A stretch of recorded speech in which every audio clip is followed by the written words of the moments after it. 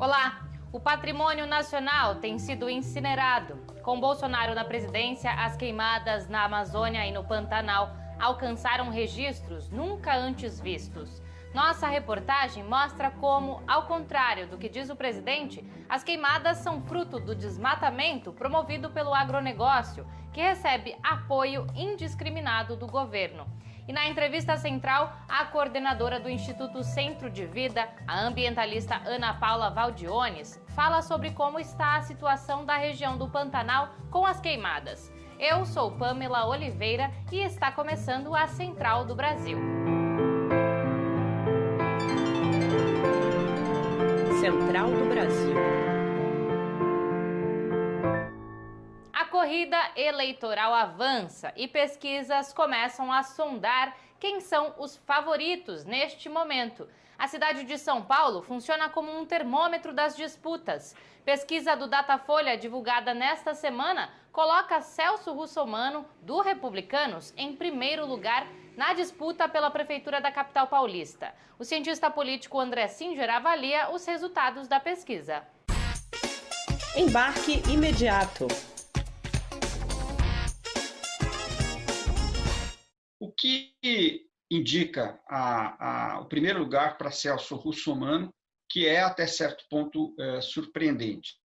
O fato de que talvez, de maneira algo inesperada, o presidente da República, Jair Bolsonaro, venha a ter um candidato nesta que é, de modo geral, a principal capital do país. Por que eu digo inesperadamente? Porque o presidente da República saiu do partido pelo qual ele foi eleito, o PSL, e o partido que ele busca formar, a Aliança pelo Brasil, não se legalizou ainda, portanto, neste momento, o presidente da República não tem um partido, e se imaginava que ele também não tivesse candidatos próprios, o que, aliás, seria uma estratégia bastante razoável para não ter perdas.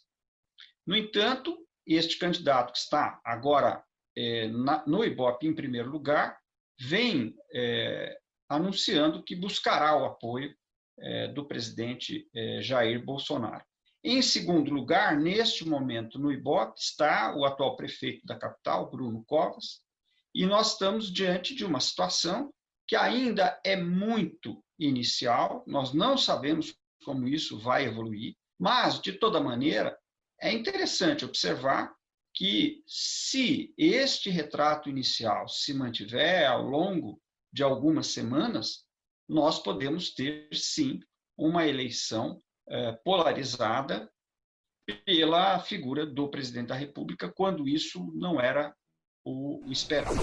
Para o final de semana, temos uma indicação de série para você assistir pela internet. Vamos conhecer a sugestão do artista plástico do Rio Grande do Sul, Mai Bavoso. Parada cultural. Com esse negócio de pandemia, eu acabei olhando um pouco mais de TV e descobri uma série maravilhosa na Netflix. Ela se chama Abstratos. Ali tem experiências de grandes artistas em várias áreas, no design, na fotografia, várias áreas da arte, né? E a aplicação disso com criatividade.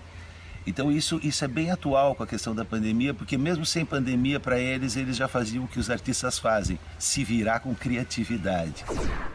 O enfraquecimento do Estado pela política neoliberal de Bolsonaro realmente exigiu e continua exigindo que a população encontre meios para sobreviver.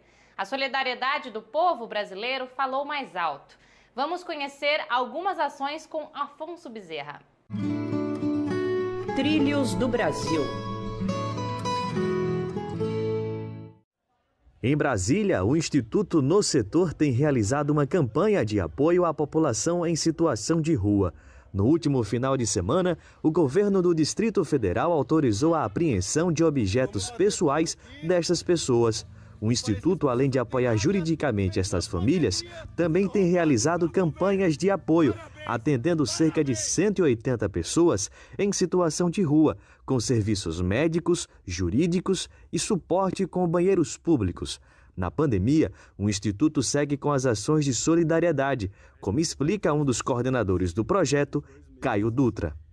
E nesse momento a gente está precisando muito do seu apoio, porque tivemos uma ação bem intensiva do governo do Distrito Federal no último sábado, levaram todos os pertences pessoais das pessoas em situação de rua, em plena pandemia, e a gente agora está precisando ajudar elas neste momento, e para além disso a gente está com uma campanha de financiamento recorrente para fazer a manutenção das atividades do setor comercial sul. A editora Expressão Popular lançou campanha para criar bibliotecas populares e comunitárias e está precisando da sua colaboração. A meta é viabilizar 100 bibliotecas até o final do ano. Em conjunto com os movimentos populares, a campanha tem distribuído um exemplar da editora nas cestas básicas, distribuídas nas ações de solidariedade. Miguel Yoshida, da coordenação da Expressão Popular, comenta a importância de inserir a literatura entre os itens de primeira necessidade nas campanhas de solidariedade. Essa campanha, Solidariedade, Doe Livros para Transformar o Mundo, entende o livro também como um direito humano, porque ele é fruto do conhecimento e do trabalho da humanidade. Logo, é um direito de todas e todos e não pode ser negado a ninguém. E a campanha Periferia Viva segue firme nas ações de solidariedade. De março até agora, a campanha já atendeu mais de 50 mil famílias e distribuiu mais de 2.500 toneladas de alimentos vindos da reforma agrária. Também foram doados kits de higiene, livros, máscaras e marmitas, entre famílias indígenas, quilombolas, do campo e das periferias urbanas. Grandes jornais e revistas têm mostrado casos de latifundiários e pecuaristas como combatentes do fogo que se alastra pelo Brasil.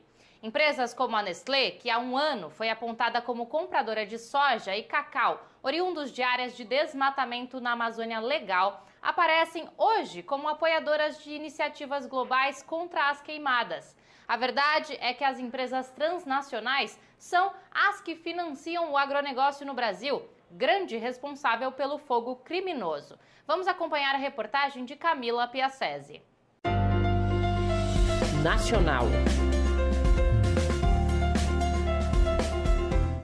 Animais feridos e com fome nos 30 mil hectares destruídos do Pantanal, a maior área úmida continental do planeta. O bioma está em chamas há 55 dias. Mas a quem interessa o desmatamento no Brasil? A partir de imagens de satélite da NASA e do Instituto Nacional de Pesquisas Espaciais, os peritos da Polícia Federal encontraram indícios que as queimadas no Pantanal mato-grossense começaram nas propriedades rurais. A lógica do agronegócio é bem diferente da propaganda. O agro é pop, o agro é tech, o agro é tudo. Para a advogada e coordenadora da Associação de Advogados de Trabalhadores Rurais no estado da Bahia, Joyce Bonfim, a prática tem conexão direta ao uso do solo. Qual é a atividade econômica da agricultura brasileira que pressupõe o desmatamento de forma intensiva e em larga escala?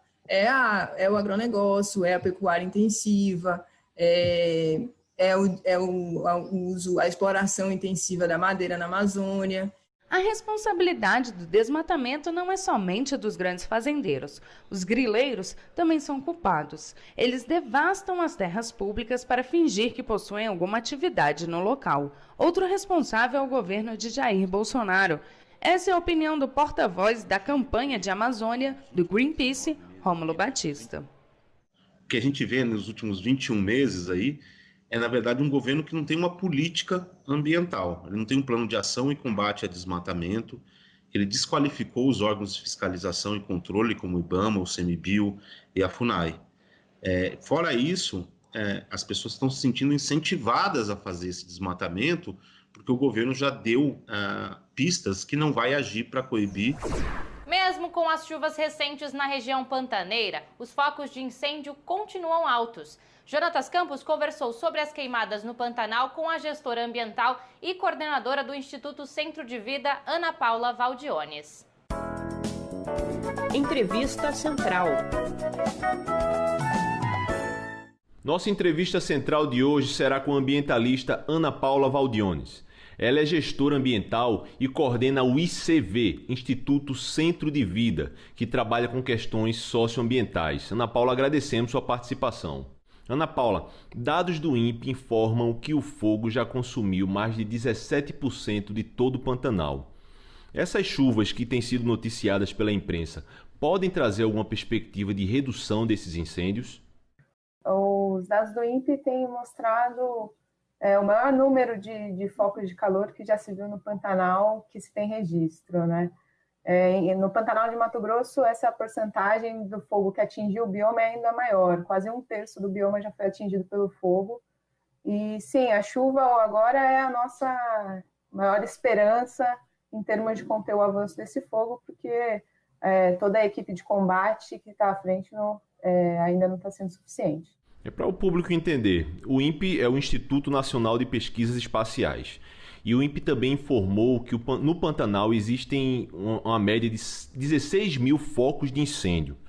E o governo Bolsonaro sempre tem afirmado que essas queimadas são naturais, são consequências da seca. É possível, Ana Paula, haver naturalmente 16 mil focos de incêndio no Pantanal? Olha, os dados que a gente tem analisado mostram que a maior parte desse fogo está concentrado em áreas de imóveis rurais, né? O fogo ele começa, existem dois usos do fogo, geralmente para um desmatamento recente que você quer queimar aquela matéria orgânica que ficou ali, ou você vai limpar uma pastagem que está degradada. E geralmente esse fogo, pelo tempo seco e pelas condições climáticas, acaba se alastrando para as áreas de vegetação natural, gerando os incêndios florestais. Então, grande parte desse fogo é provocado sim pelo homem. E me diga uma coisa, você falou que há uma luta dos voluntários, né, para apagar os focos de incêndio. E você considera que é suficiente a ajuda dos órgãos governamentais federais e também do Exército Brasileiro no combate aos incêndios no Pantanal? Essa situação catastrófica que a gente está vendo no Pantanal hoje demonstra que nossas ações ainda não são suficientes. E não só as ações de combate, na verdade, toda a ação de prevenção, de planejamento e prevenção que você faz anterior ao período da seca, também não foi insuficiente, né? Teve pouca formação de brigadistas, a parte de aceros, que geralmente se faz também, não foi realizado. Então, os dados estão demonstrando isso, né? Que a gente precisa, enquanto poder público, né? Que o poder público precisaria se preparar mais, já que a gente está vivendo momentos de mudanças climáticas, né? E isso muda um pouco o cenário. Ana Paula, nós vimos, todo mundo viu nas redes sociais, na imprensa, cenas terríveis, animais mortos, a vegetação queimando. É possível que depois de toda essa devastação, a fauna e a flora no Pantanal, nessas áreas degradadas, possam se recuperar? Os impactos desses incêndios florestais no Pantanal ainda não foram mensurados, né? Na verdade, o fogo continua avançando e a gente ainda não sabe muito bem quais que serão as marcas disso, né? A fauna e a flora têm sofrido, os animais que eventualmente conseguem escapar vão enfrentar a fome ainda, né? E não só os animais, como uma série de populações tradicionais que tem ali também estão em situação de extrema vulnerabilidade. E ainda a gente vai precisar entender um pouco mais como que isso vai ser impactado quando vierem as primeiras chuvas, né? Que vão carregar ainda essas cinzas para os rios, matando os peixes e complicando ainda mais essa provisão de alimentos, né, que é o pescado para uma grande parte da população que está ali. E você falou uma coisa muito importante, que é a situação das comunidades tradicionais, dos povos que vivem no Pantanal. Você poderia nos detalhar um pouco mais como é que estão as aldeias indígenas e os povos que viviam nessas áreas que foram devastadas? O Pantanal o Pantanal de Mato Grosso ele tem 3 terras indígenas, né, principalmente as etnias Guató e Bororo. A terra indígena dos Guató ela foi quase que totalmente queimada, 83% do território foi atingido pelo fogo e eles estão em situação de extrema vulnerabilidade, né? Eles não têm água para beber, eles estão bebendo literalmente lama, né? Suas roças foram queimadas, eles vão ter problemas com provisão de alimentos, segurança alimentar das suas famílias. Então, é uma situação bem triste, bem crítica, que exige ações emergenciais do governo, dos órgãos competentes, o quanto antes. O programa fica por aqui e após 75 edições da Central do Brasil, eu estou entrando de férias. Nas próximas semanas, vocês contarão com a apresentação da jornalista Larissa Gold. Um ótimo final de semana e até breve.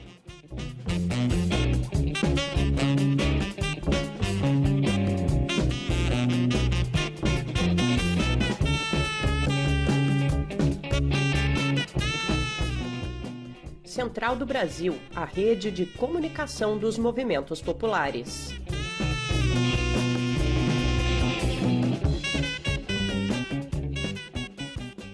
Bom dia, boa tarde.